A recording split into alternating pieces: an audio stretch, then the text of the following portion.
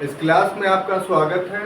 हम लोग स्वतंत्रता संग्राम के इतिहास में अंतिम पड़ाव पे हैं और आज का जो क्लास है वो एक छोटे से टॉपिक से जुड़ा हुआ है और वो छोटा सा टॉपिक है CR फॉर्मूला।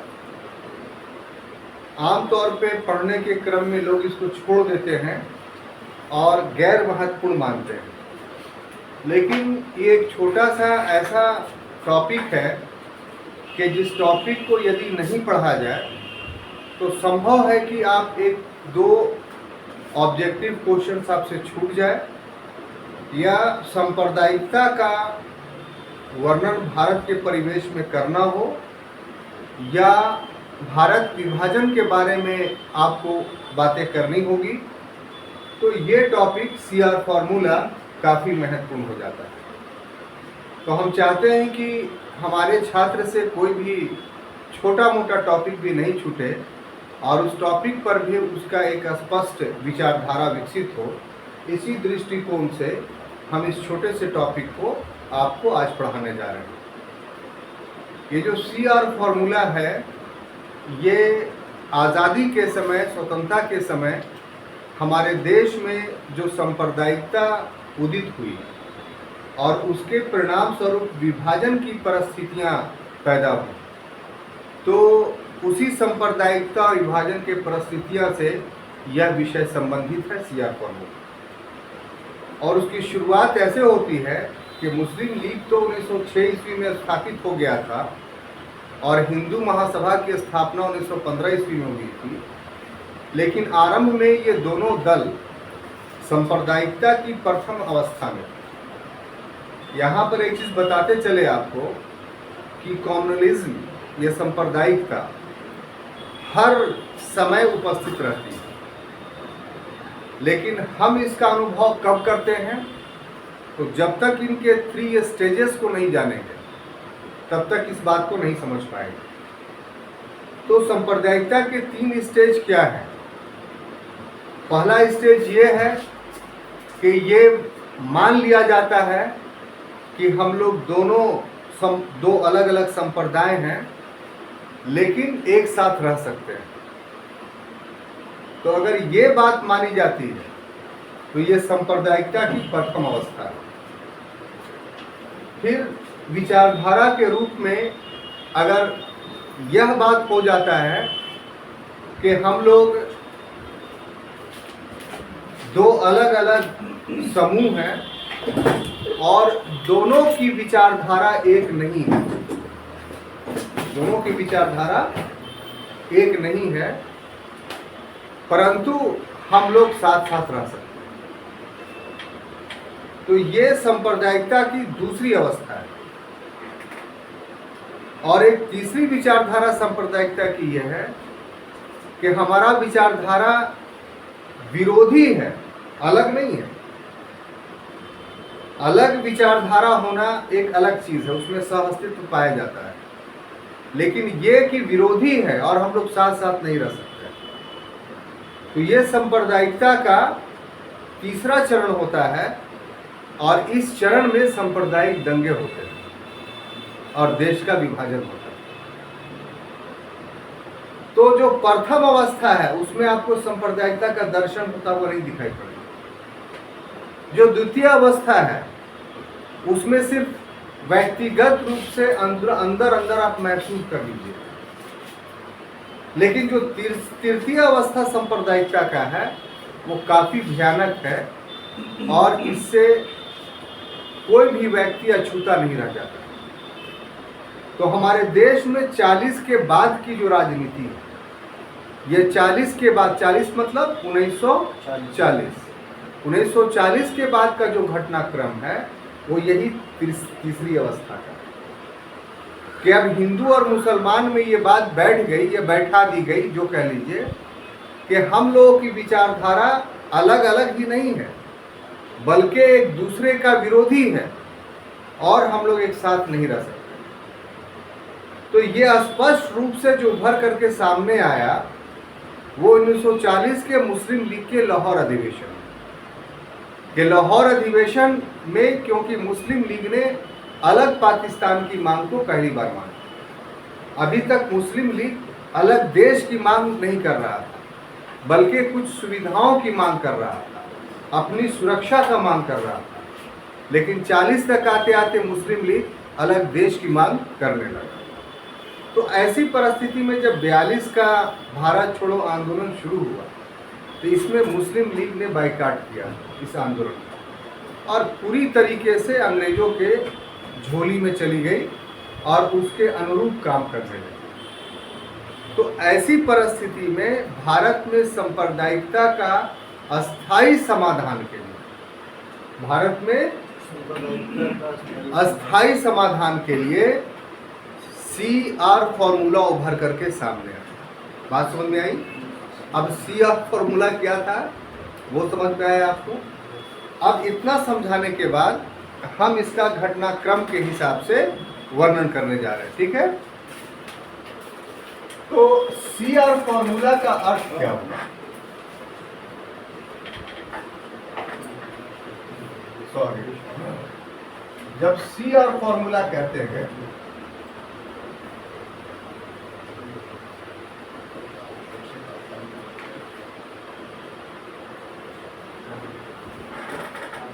तो इसका पूर्ण रूप जो होगा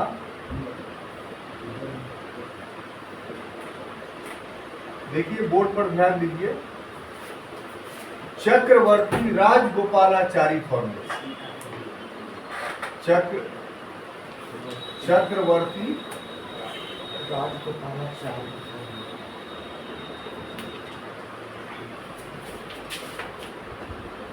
राजगोपालाचारी फॉर्मूला, ठीक है? अब जहां तक चक्रवर्ती राजगोपालाचारी का प्रश्न है, तो चक्रवर्ती राजगोपालाचारी जो थे वो मद्रास के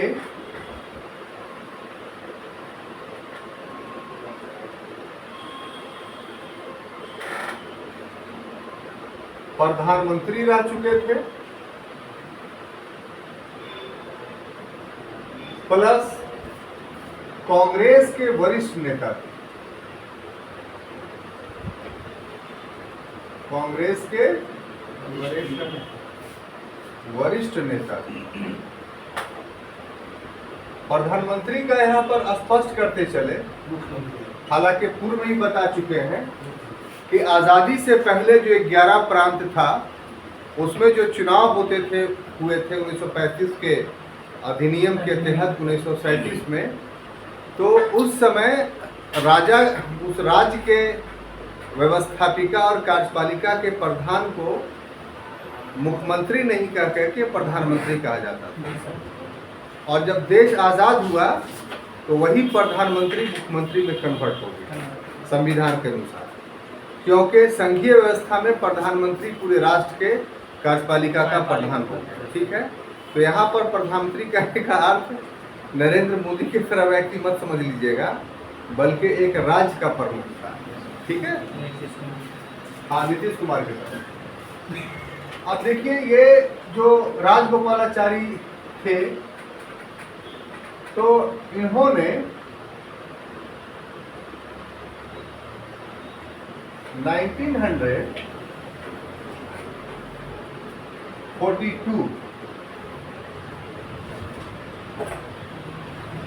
कब 1942 में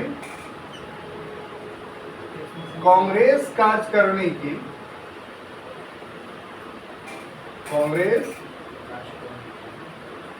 कार्यकारिणी की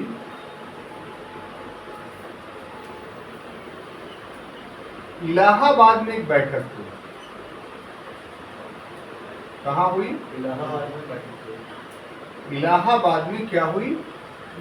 एक बैठक हुई, और इस बैठक में CR द्वारा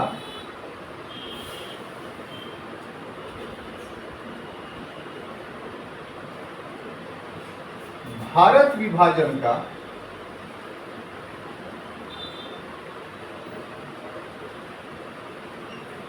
एक प्रस्ताव लाया गया और यह प्रस्ताव क्या हुआ, अस्वीकृत हुआ, यानी कार्यकारिणी ने इसे स्वीकार नहीं किया। परिणाम स्वरूप ये हुआ, इसका परिणाम ये निकला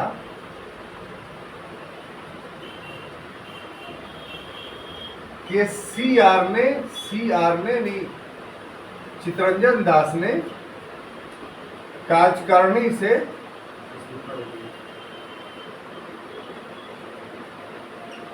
त्यागपत्र दे।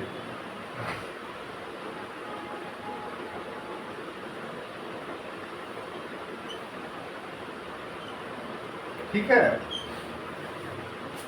तो देखिए ये विचित्र सी बात है कि सीआर फॉर्मूला जो आया वो किस परिवेश में आया, ये हम लोग को जानना काफ़ी ज़रूरी है।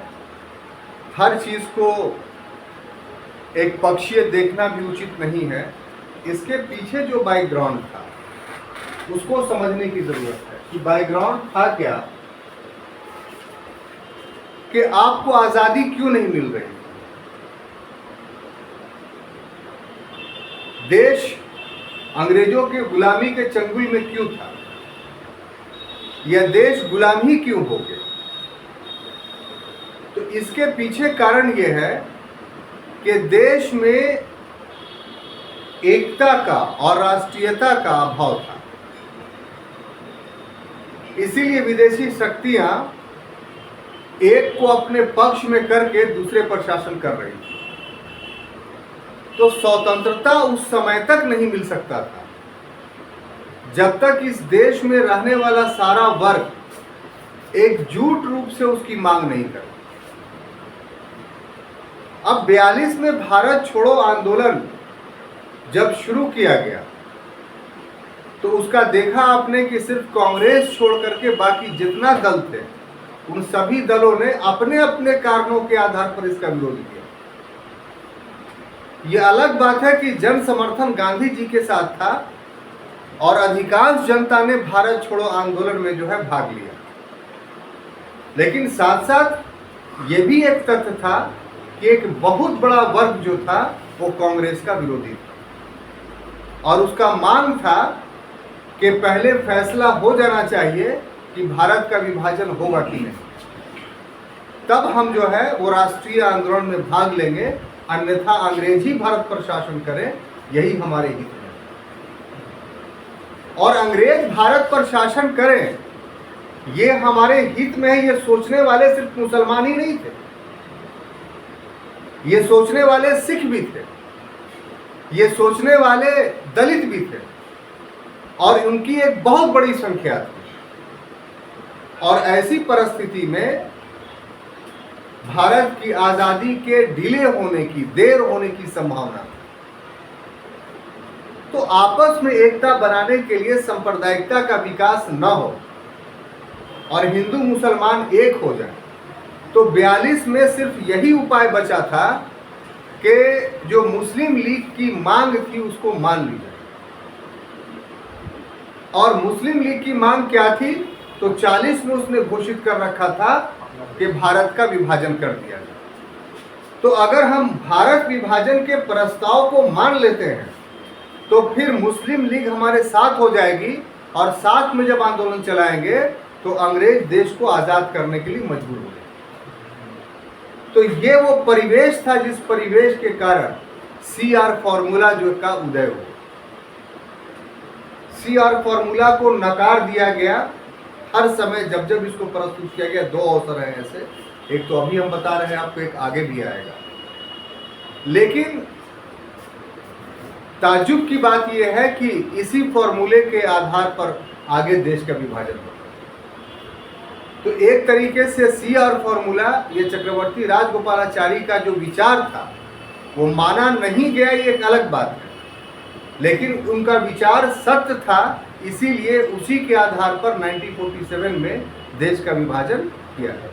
अगर इनके फॉर्मूला को मान लिया जाता तो इतना फायदा जरूर होता कि जो बड़े पैमाना पे लगभग 10 लाख लोगों की हत्याएं हुई या 10 लाख लोग जो मारे गए, वो 10 लाख लोग नहीं मारे जाते। और शांति के साथ समस्या का समाधान हो जाए। तो इस तरीके से सीआर फॉर्मूला का अपने आप में काफी महत्व है। अब आइए कि सीआर चक्रवर्ती राजगोपालाचारी व्यक्तिगत रूप से इस बात को महसूस कर रहे थे। कांग्रेस कार्यकारिणी के सदस्य थे और कांग्रेस कार्यकारिणी की एक बैठक इलाहाबाद में जब 1942 में हुई, इस समय तक भारत छोड़ो आंदोलन शुरू नहीं हुआ था, इतना बात ध्यान रखना है। यानी अगस्त और जुलाई से पहले ये कार्यकारिणी की बैठक हुई। तो उस बैठक में सीआर चक्रवर्ती राजगोपालाचारी ने जो है वो अपना प्रस्ताव प्रस्तुत किया कि मुस्लिम लीग की बात को मान लिया जाए और भारत विभाजित कर दिया जाए और दोनों दल आपस में मिल करके स्वतंत्रता का संघर्ष लड़े। तो बिहार के एक हिंदू महासभा के नेता थे जिनका कांग्रेस के अंदर भी संपर्क था, वो भी इसमें शामिल थे और कल ही के क्लास में उन्होंने बताया था उनका नाम क्या था, जगत नारायण लाल। ठीक है, जिनके नाम से पटना में आपको एक कॉलेज भी है, जगत नारायण लाल कॉलेज। तो बहुत बड़े फ्रीडम फाइटर थे।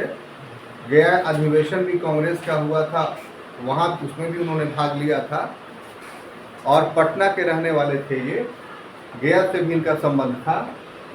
तो उन्होंने घोर विरोध किया सीआर फॉर्मूला का और उनके विरोध के परिणाम स्वरूप ये सीआर का जो भारत विभाजन का प्रस्ताव था वो कांग्रेस कार्यकारिणी ने अस्वीकृत कर दिया। और चक्रवर्ती राजगोपालाचारी इतना दुखी हुए इस बात से कि उन्होंने कांग्रेस कार्यकारिणी के पद से ही त्याग पत्र दिया कि हम कांग्रेस कार्यकारिणी में नहीं रहेंगे। बात समझ में आई? अब देखिए आगे क्या घटनाक्रम होता है कि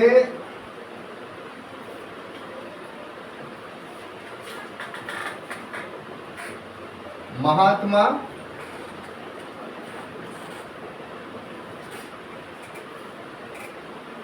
गांधी से प्रेरणा प्राप्त कर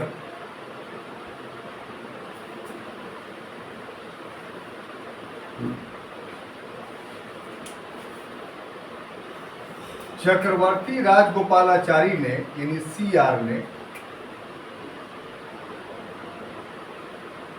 10 जुलाई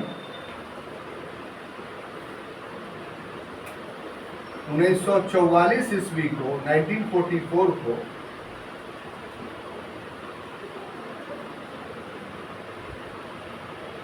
पुनः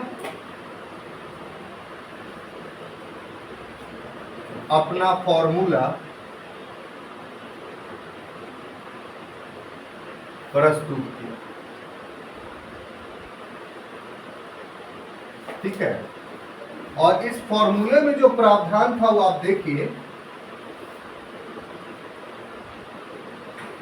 कि मुस्लिम लीग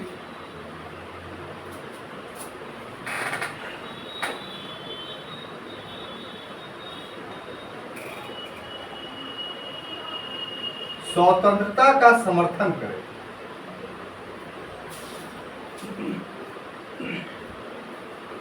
समर्थन करे और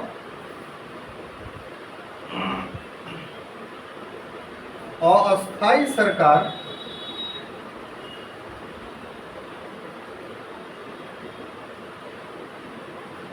के गठन में अस्थायी टेम्पोररी गठन में सहयोग करे। ये पहला प्रपोजल था।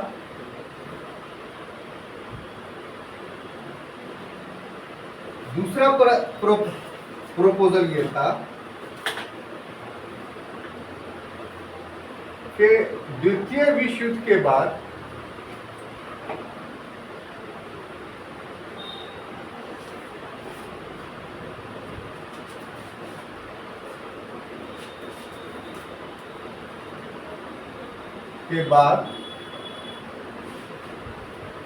मुस्लिम बहुल क्षेत्रों में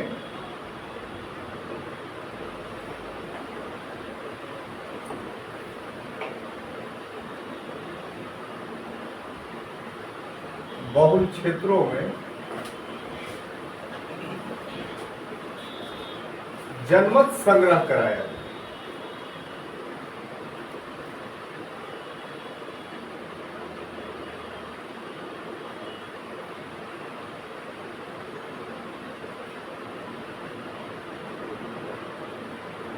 उसके बाद तीसरा था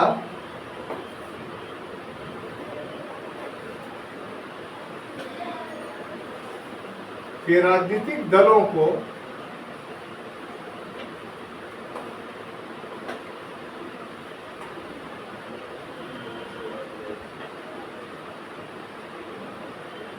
पूर्ण प्रचार का आश्वासन दिया। पूर्ण प्रचार का अवसर दिया जाए।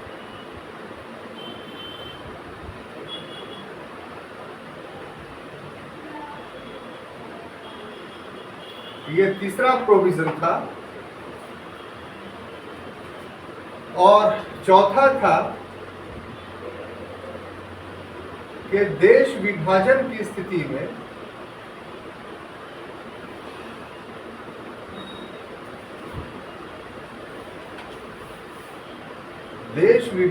स्थिति में रक्षा, व्यापार और संचार,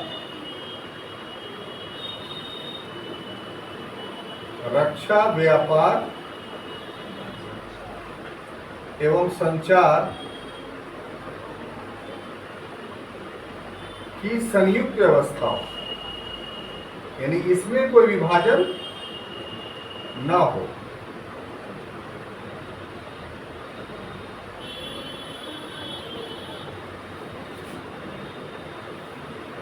और अंतिम था कि यह देश की स्वतंत्रता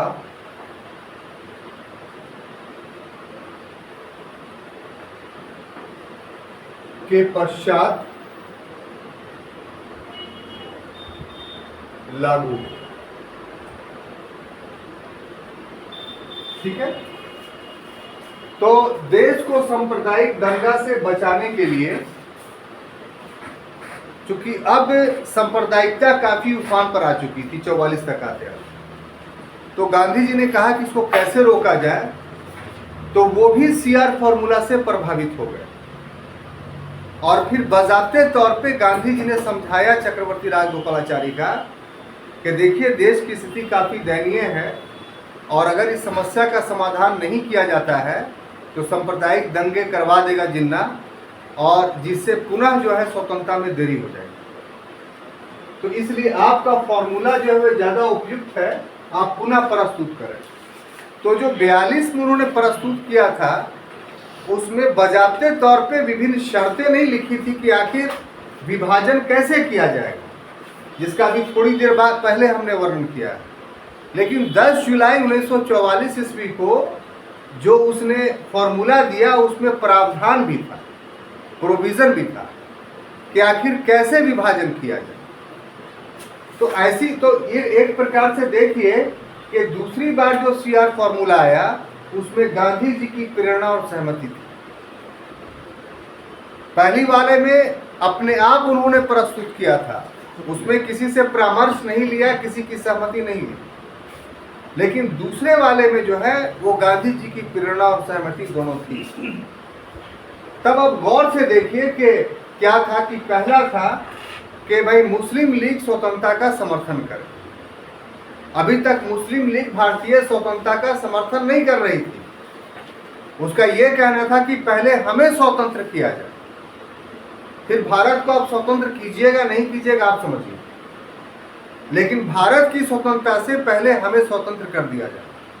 हम अपनी स्वतंत्रता भारतीयों से नहीं लेना चाहते हैं, हम अपनी स्वतंत्रता अंग्रेजों से लेना चाहते हैं। तो सीआर फॉर्मूला थे कि नहीं, आप भारत की स्वतंत्रता का समर्थन कीजिए और जो स्वतंत्रता में सत्ता हस्तांतरण हेतु टेम्पररी गवर्नमेंट बनेगा उस गवर्नमेंट में आप शामिल हुई, यानी अस्थायी सरकार में। तो अगर ये हो जाता ये, तो अब अंग्रेजों के सामने कोई विकल्प नहीं रखता। अभी अंग्रेज क्या कर रहे थे कि भाई एक तो आप ही हैं, एक बहुत बड़ा वर्ग है जो स्वतंत्रता नहीं चाहता, चाहता है कि हम ही रहें। संपूर्ण भारत के लोगों को एक प्लेटफॉर्म पर लाना ये समय की आवश्यकता थी। उसके लिए सबसे बड़ा अड़ंगा जो दल था वो था मुस्लिम लीग। तो इस तरीके से ये प्रोविजन को मानो तुम कि हम स्वतंत्रता का समर्थन करते हैं और अस्थायी सरकार में शामिल होंगे। उसके बाद दूसरा कि द्वितीय विश्व युद्ध के बाद जो मुस्लिम बहुल क्षेत्र है, मुस्लिम बहुल क्षेत्र कौन था? उत्तर पश्चिमी भारत और उत्तर पूर्व भारत, यानी आज का पाकिस्तान, आज का बांग्लादेश। तो ठीक है, वहां मुसलमान ज्यादा रहते हैं, लेकिन क्या वो चाहते हैं कि देश विभाजित हो? तो अभी तक का जो समय था 42 तक का या 44 तक भी आते आते, इतना बात याद रखिए कि मुस्लिम लीग अभी भी मुसलमानों की सभी जनसंख्या का प्रतिनिधित्व करने का दावा नहीं कर सकती, बल्कि अभी भी मुसलमानों का अधिसंख्य वर्ग जो था कांग्रेस के साथ ही था। तो कांग्रेस को इस बात का अनुमान था कि यदि जनमत संग्रह होगा तो मुस्लिम बहुल तो है ही है, हिंदू भी तो वहां रह रहे हैं। तो अगर वोटिंग होगी, रेफरेंडम होगा कि भारत में रहना ही, अलग देश बनाना है, तो हो सकता है जनमत संग्रह में मुस्लिम लीग हार जाए, बहुत सारा मुसलमानों का वोट मिल जाए, हिंदुओं का वोट मिल जाए, तो जनमत संग्रह हमारे पक्ष में चला जाए। तो इसलिए वोटिंग का प्रोविजंस किया गया। तो इसमें भी मुस्लिम लीग का जो विचार था वो अलग था। मुस्लिम लीग का कहना था इसमें कि वोटिंग का अधिकार सिर्फ मुसलमानों को दिया जाए, गैर मुसलमानों या हिंदुओं को नहीं। तो ये बात थी। और दूसरी बात ये थी वो कि बहुलता के आधार पर भूभाग का बंटवारा किया जाए और जनसंख्या को उसके विचारधारा पर छोड़ दिया जाए कि वो कहाँ रहेगा। जनसंख्या ट्रांसफर का सरकार के तरफ से कोई प्रोविजन नहीं हो, एक समय सीमा दे दिया जाए और उस समय सीमा में जो चाहे जहां चला जाए और भूभाग का बंटवारा कर दिया जाए।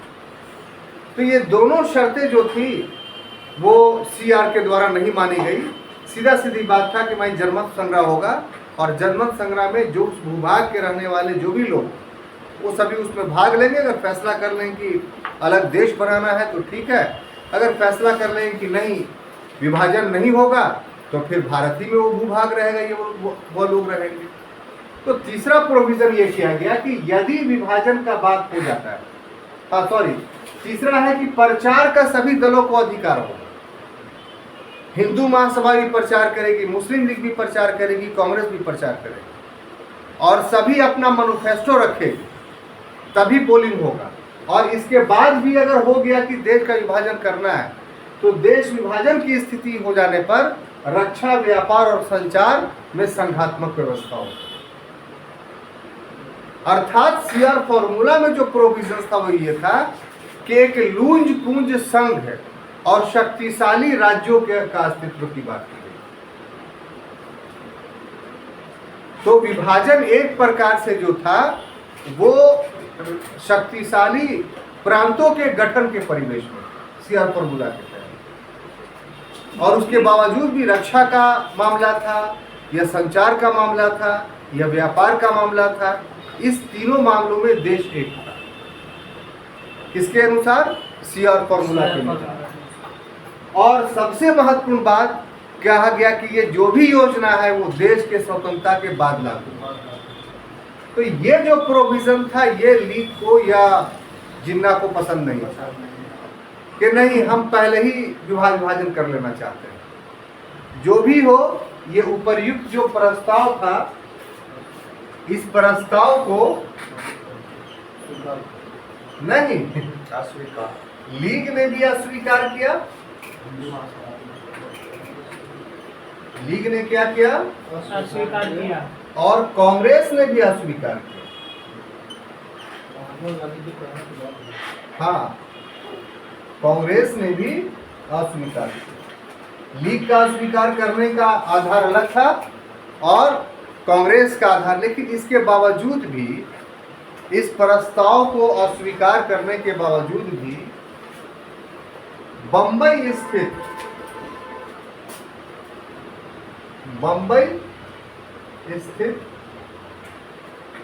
जिन्ना के मालाबार हिल, जिन्ना के मालाबार हिल स्थित, मालाबार हिल एक स्थान है वहां पर हिल स्थित आवास में सितंबर माह में, सितंबर 90, ये तो जुलाई हो गया, असफल हो गया। सितंबर 1944 में 15 दिन तक क्या हुआ, जिन्ना गांधी वार्ता हुई, बहुत मशहूर है। इसमें गांधी दूसरे जगह रुके रहते थे और जिन्ना के घर पर जो उसका महल था, ये वास्तव में उसका महल भी नहीं था। आपको पता होना चाहिए कि जिन्ना ने तो ये जो मालाबार हिल का मकान जो था उसके पीछे ये कहानी आपको बताया, तो वहीं रहते थे ये। तो गांधी किसी भी परिस्थिति में नहीं चाहते थे कि हम जो है वो देश का विभाजन करें, अंततः वो प्रयास कर रहे थे। तो उनका यही अंतिम प्रयास था, क्योंकि जानते थे कि जिन्ना अगर मान जाएगा तो फिर सांप्रदायिकता भारत में नहीं फैलेगी। उस समय सांप्रदायिकता को या सांप्रदायिक दंगे के लिए जिन्ना ही अकाउंटेबल था, तो वो मनाना चाहते थे। और यहीं पर जिन्ना की तारीफ में महात्मा गांधी ने जिन्ना को कायदे आजम कहा था, यानी पूरे विश्व का नेता या महान नेता। लेकिन जिन्ना और गांधी की ये वार्ता असफल रही और फिर देश का विभाजन हो गया। तो इस तरीके से जो टॉपिक हमने आपको पढ़ाया उसका महत्व इसलिए है कि साहब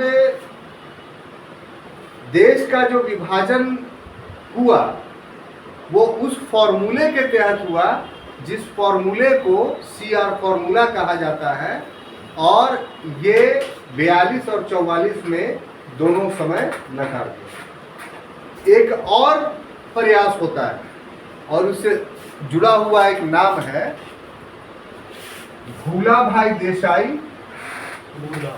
हाँ, भूला भाई देसाई प्लस लियाकत अली खां, लियाकत अली खां समझौता।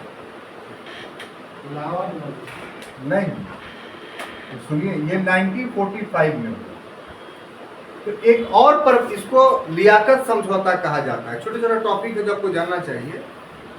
और इसमें भी भारत के विभाजन करने की योजना कुछ परिष्कृत रूप में की गई, लेकिन जिन्ना से जब इसके बारे में पूछा गया तो जिन्ना ने कहा कि नहीं, हमको इसके बारे में कोई जानकारी नहीं है। कांग्रेस ने भी इससे अपना पल्ला झाड़ लिया, लेकिन उस समय का जो वायसराय था लॉर्ड वेवेल, उसने स्वीकार किया था कि हाँ, भूला भाई देसाई लियाकत अली समझौता हुआ था और वो भी एक असफल समझौता था, उसको भी दोनों दलों ने स्वीकार नहीं किया।